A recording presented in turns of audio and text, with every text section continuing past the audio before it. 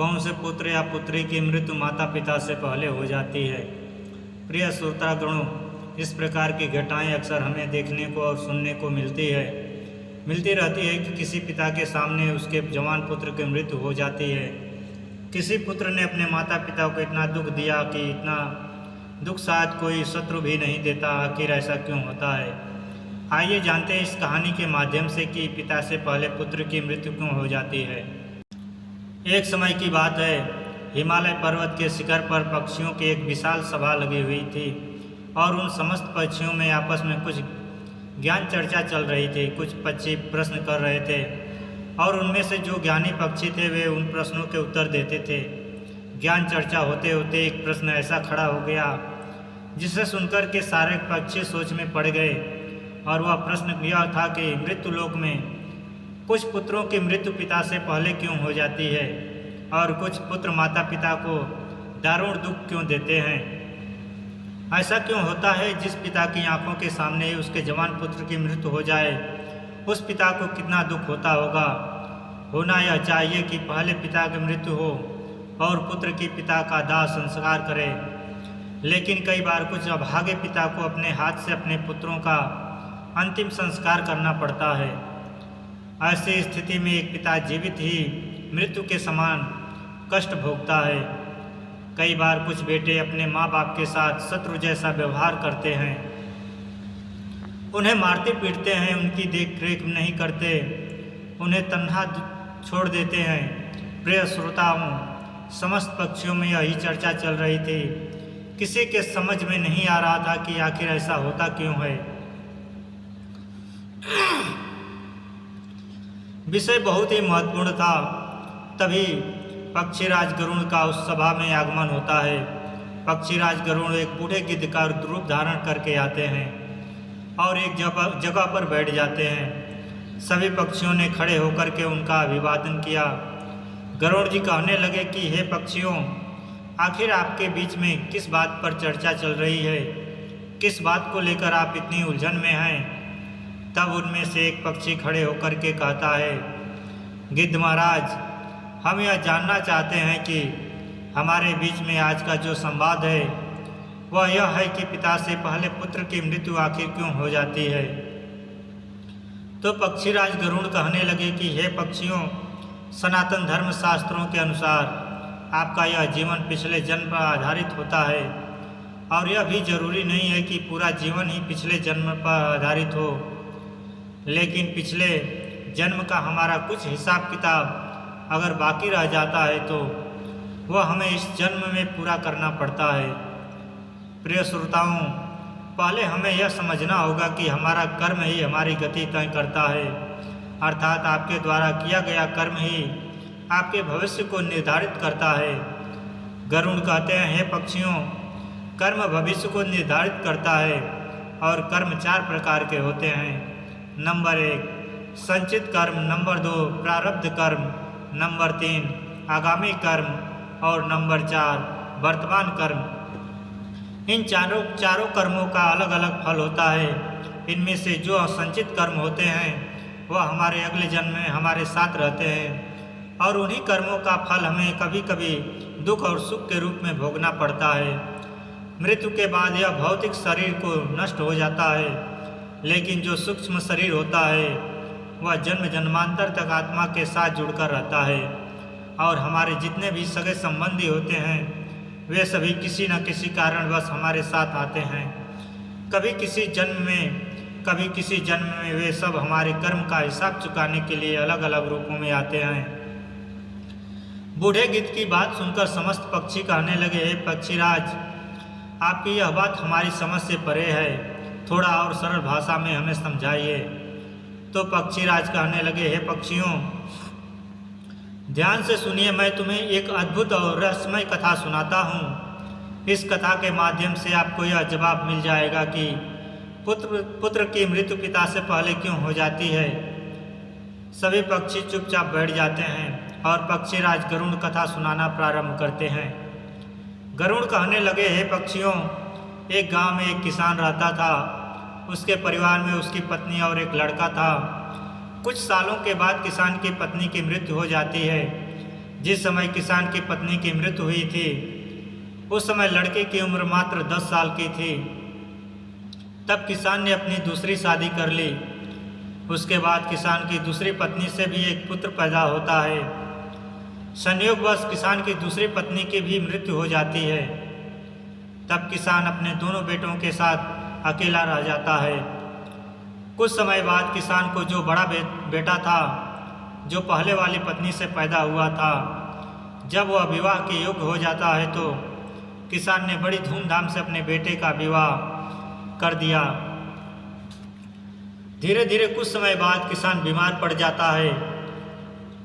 बीमारी के चलते उसकी ज़्यादा हालत खराब हो जाती है और एक दिन उसकी भी मृत्यु हो जाती है।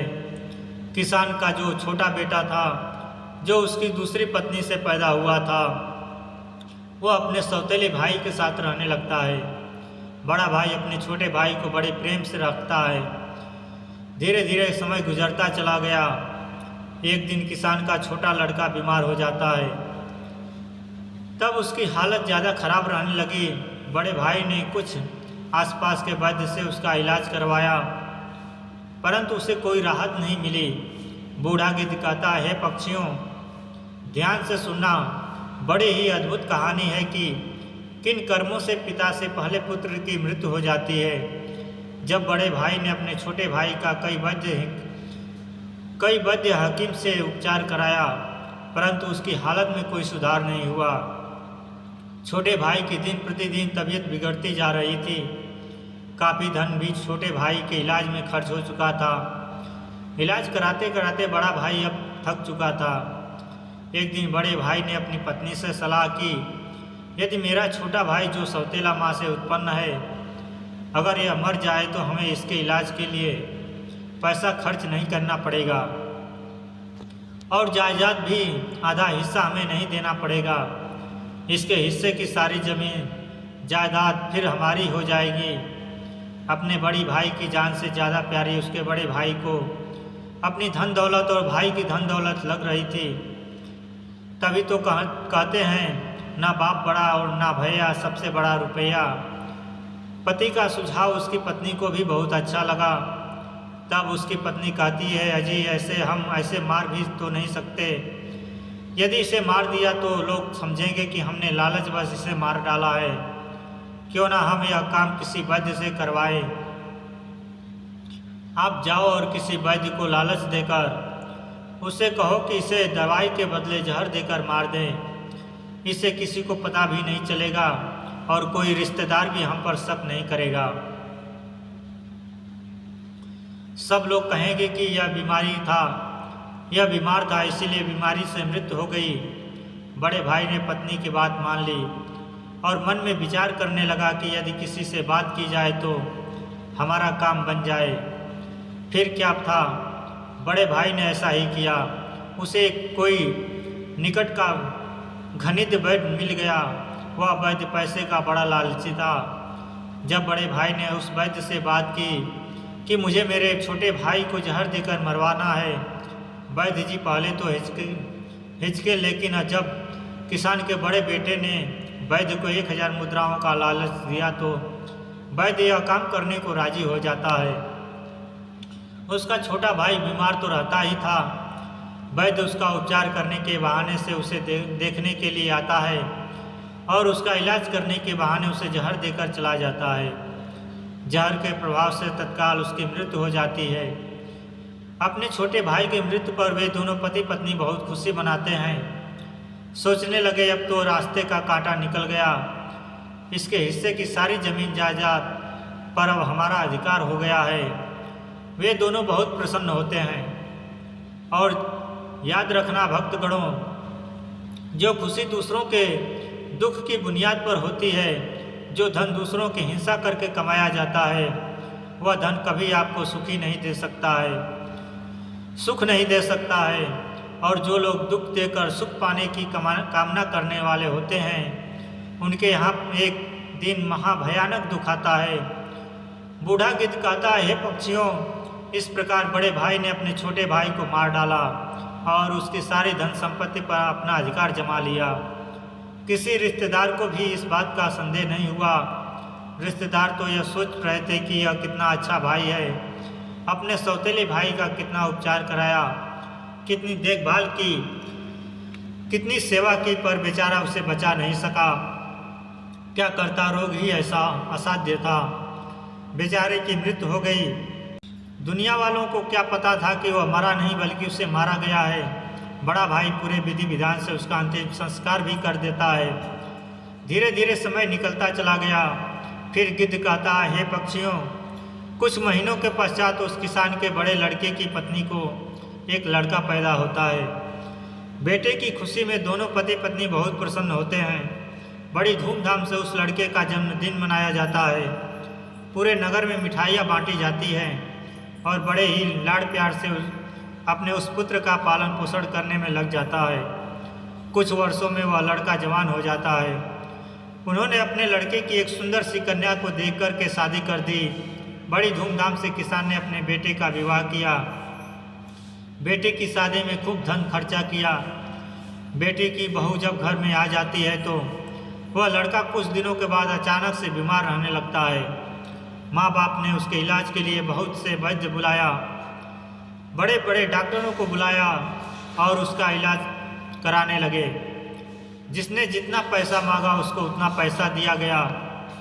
सब कुछ दिया ताकि लड़का ठीक हो जाए। अपने लड़के के इलाज में अपनी आधी संपत्ति तक बेच डाली, लड़का बीमारी से सही हो जाए इसीलिए। परंतु कहते हैं, जिस पर जिसका जितना कर्जा है वो अवश्य चुकाना पड़ता है, चाहे कोई कैसे भी चुकाए। उस लड़के की दिन प्रतिदिन तबीयत खराब होती चलती जा रही थी।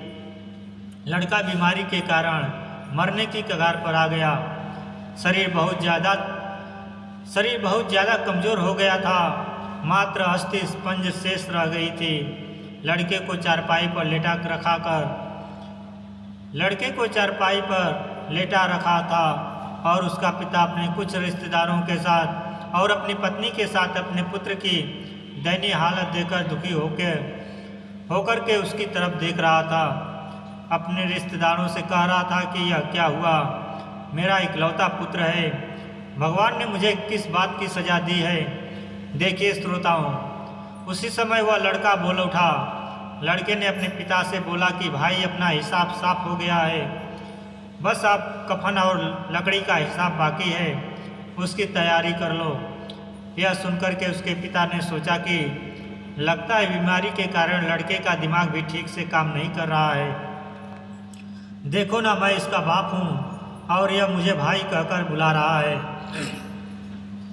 तब लड़का कहता है, नहीं भाई, आप मेरे बाप इस जन्म में हैं, मैं तुम्हारा पिछले जन्म का भाई हूँ। याद कीजिए, यह सभी रिश्तेदार बैठे हुए हैं। मैं तुम्हारा छोटा भाई हूँ, तुम्हारी सौतेली माँ का बेटा, तुम्हारा छोटा भाई।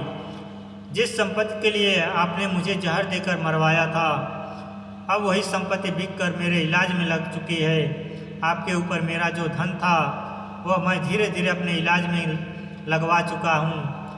यह सुनते ही उसका पिता एकदम से फुट फुट कर रोने लगता है और कहता है कि हाय, मेरे तो कुल का नाश हो गया। हाय, मैंने यह क्या किया, जो किया वो मेरे आगे आ गया। पर भाई, मुझे यह तो बता दो, मैंने जो किया था वह तो मुझे देखने को मिल गया, पर एक बात में मुझे समझ में नहीं आती है, इस तेरी पत्नी का क्या दोष है जो बेचारी ब्याह कर तेरे साथ आई है। यह तो निर्दोष है। अब इसको जिंदा जलाया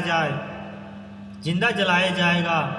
गिद्ध बोला, है पक्षियों, उस समय सती प्रथा चलती थी, अर्थात जिसमें पति के मरने के बाद पत्नी को पति की चिता पर जिंदा जलाया जाता था। तब वो लड़का कहने लगा कि हे भाई, आप मेरी बात ध्यान से सुनो। सभी बैठे हुए रिश्तेदार और तुम सब मेरी बात ध्यान से सुनो। तुमने वैद्य को मेरे इलाज के लिए बुलाया था। उस वैद्य को तुमने कुछ पैसों का लालच दिया था और उसने मुझे जहर दे दिया था। जो दुष्ट पैसों के कारण किसी को मारता है तो उसको भी उसका फल भोगना पड़ता है। गिद्ध बोला, पक्षियों, वह लड़का कह रहा था कि जिस वैद्य ने मुझे जहर खिलाया था, तुम्हें उसके बारे में क्या पता था। तब उसके पिता ने कहा, हाँ बेटा, मुझे पता है तुम्हारी मौत के 3 साल बाद वो वैद्य भी मर गया था। लड़के ने कहा कि वही वैद्य या पत्नी के रूप में मेरे घर में आया है। मेरे मरने पर अब इसे जिंदा जलाया जाएगा। इसको भी इसके कर्म का फल अवश्य भोगना पड़ेगा। हमारे जीवन में आने वाली पात्र और प्रत्येक घटनाएं हमारे ही कर्मों की उपज होती है। हम जैसा बोते हैं वैसा ही हमें काटने को मिलता है। आज नहीं तो कल हमें हमारे कर्म का फल जरूर मिलेगा। जीवन के हर कठिन प्रश्न का जीवन से ही हल मिलता है। जितना गहरा कुआं होगा उतना ही मीठा जल मिलता है। गिद्ध बोला, पक्षियों, ऐसा कह कर के वह किसान पुत्र मृत्यु को प्राप्त हो जाता है। उस किसान का दूसरा कोई पुत्र नहीं था। उसकी सारी संपत्ति का नाश हो जाता है। उसके मृत्यु के बाद जो उसकी पत्नी थी उसको भी उसके साथ जिंदा जला दिया गया। उस वैद्य को भी उसके कर्म का फल मिल जाता है।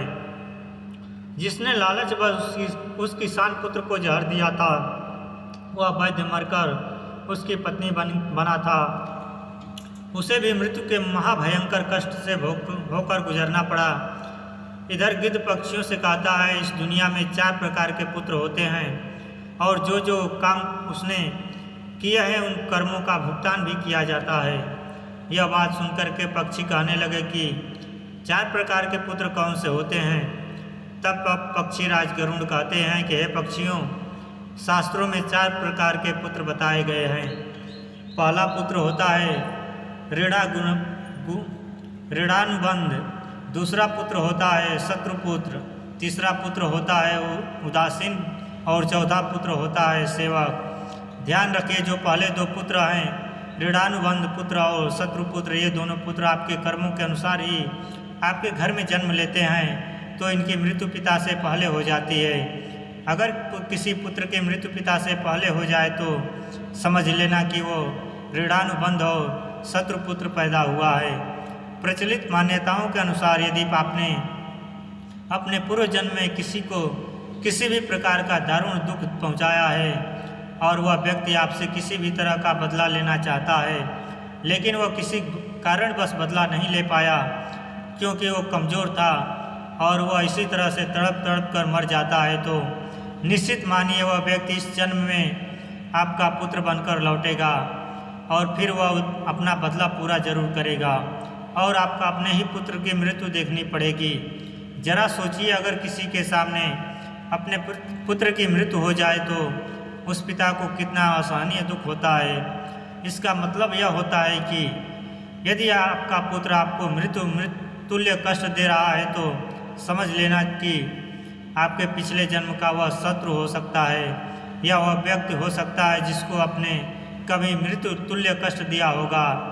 ऐसी संतान आपके जीवन को हर तरह से कष्टों से भर देती है, आपका जीवन नरक बना देती है।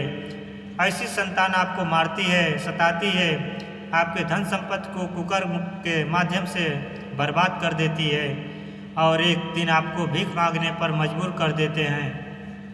तो पक्षियों, इस तरह से पिता से पहले वही 2 पुत्र मरते हैं जो ऋणानुबंध होते हैं और जो पुत्र शत्रु होते हैं। अपने कर्मों का लेखा जोखा पूरा करने के लिए किसी के यहाँ आकर के जन्म धारण करते हैं। भगवान श्री कृष्ण ने अर्जुन से गीता में स्पष्ट कहा है कि हे अर्जुन, इस संसार में जितने रिश्ते नाते हैं वे सभी पिछले कर्मों के अनुसार प्राप्त होते हैं। इस महाभारत में जितने भी तुम्हारे सगे संबंधी दिखाई दे रहे हैं ये सभी तुम्हारे और इनके पिता का लेखा जोखा है। हे अर्जुन, तुम पूर्व जन्म में जब धर्म के पुत्र थे और मैं तुम्हारा बड़ा भाई था नारायण और तुम मेरे छोटे अर्जुन थे, उस समय तुमने इस दुर्योधन को पराजित किया था। उस समय दुर्योधन ने हार का बदला लेने के लिए यह प्रतिज्ञा कर रखी थी कि हे अर्जुन, मेरे सामने जब भी तुम आएगा तब मैं तुमसे बदला लूँगा। हे अर्जुन, प्राणी को अपने कर्म का फल भोगना पड़ता है। जिसका जिस पर कर्ज होता है वह उसको 100 जन्मों के बाद भी चुकाता है। और यही बात भगवान श्री कृष्ण ने पितामह भीष्म से कही थी। यह बात महाभारत काल की है। महाभारत का भीष्म युद्ध समाप्त हो चुका था। विजेता पांडव सहित श्री कृष्ण सरसैया पर पड़े पितामह भीष्म का आशीर्वाद लेकर लौटने लगे तो पितामह ने श्री कृष्ण को अपने पास बुलाया। कृष्ण पास आए तो पितामह भीष्म ने उनसे पूछा, हे मधुसूदन, मैं अपने किस कर्म की वजह से नुकीले तीरों से बनी इस सरसैया पर असहाय कष्ट भुगत रहा हूँ। श्री कृष्ण ने मुस्कुराते हुए पूछा, क्या आपको अपने पिछले जन्मों के कर्म याद हैं? पितामह बोले, पिछले 100 जन्म मुझे याद हैं और इनमें मैंने कभी किसी का बुरा नहीं किया। श्री कृष्ण ने उनसे सहसमझ जताते हुए कहा, यह सही है कि 100 जन्मों में आपने ऐसा कुछ नहीं किया। यह 101वें जन्म की बात है। उस जन्म में भी आप एक युवराज थे। एक बार जंगल से गुजर रहे थे। एक पेड़ के नीचे कुछ देर आराम करने के बाद आप चलने लगे तो ऊपर से एक कौटा अर्थात कई पैरों वाला एक कीड़ा आपके घोड़े की गर्दन पर गिरा। आपने अपने तीर से उसे उठाकर पीछे की ओर फेंक दिया।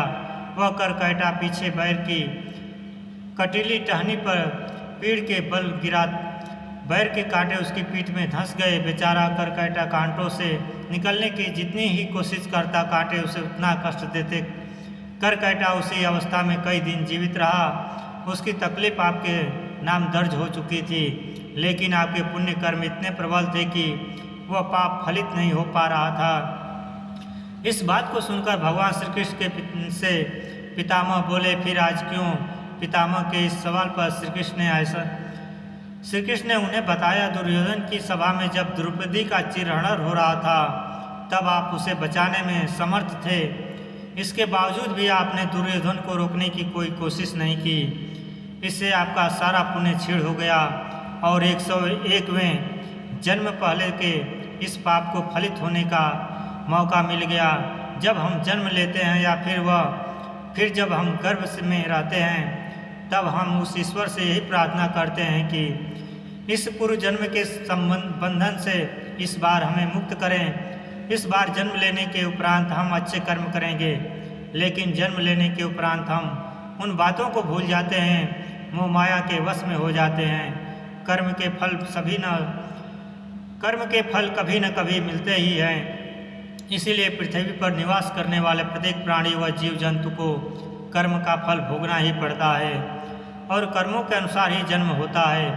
कभी किसी प्राणी को नहीं सताना चाहिए, भले ही वह छोटा सा कीड़ा ही क्यों न हो। इस संसार में 4 तरीके के पुत्र बताए हैं। जो 2 तरह के पुत्र होते हैं, ऋणानुबंध और शत्रुपुत्र, जिसके हम कर्जदार हैं। किसी का कर्जा हमने खाया है या किसी के पैसे के लिए हैं और वो पैसा वापस नहीं दिए तो वह पैसे हमें चुकाने पड़ेंगे।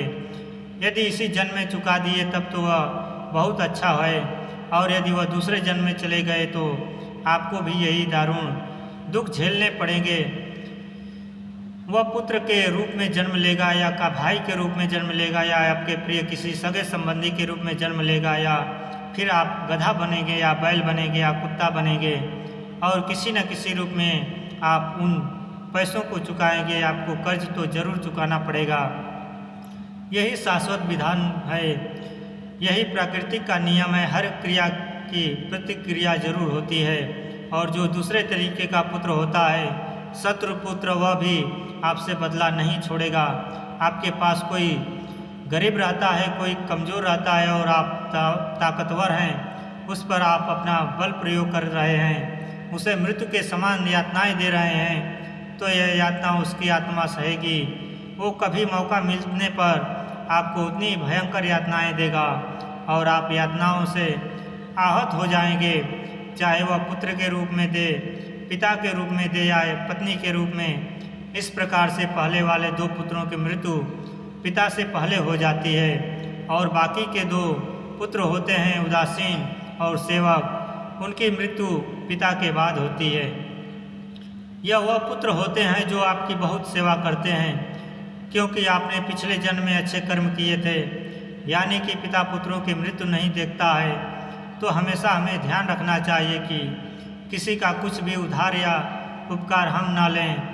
अगर लें तो फिर उसका वापस कर दें। दूसरी बात, किसी को इतना परेशान भी नहीं करना चाहिए कि वह हमसे कमज़ोर है और हम उसको मृत्यु के समान यातनाएं दे रहे हैं, तो वो भी मौका मिलते ही आपसे अपना हिसाब किताब जरूर चुकाने आएगा।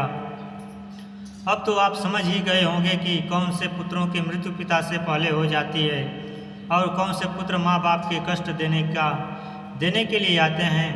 भक्तगणों, सीधी सी बात है, अगर हम किसी के साथ उपकार करते हैं, मुसीबत में उसकी मदद करते हैं, गरीबी लाचारी में उनको धन से मदद करते हैं या सहायता करते हैं, तो समझो आप अपने प्रियजन या पुण्य कर्म की संख्या बढ़ा रहे हैं और वह मित्र मुश्किल वक्त में आपके साथ जरूर खड़े होंगे। और यदि हम किसी के साथ बुरा करते हैं तो शत्रुओं की संख्या बढ़ाते हैं, जो आज सही नहीं तो कल किसी न किसी रूप में हमें चुकाना ही पड़ता है। मित्रों, यह वीडियो अच्छी लगी तो हमारे चैनल को लाइक और सब्सक्राइब जरूर करें और भगवान शंकर के लिए कमेंट बॉक्स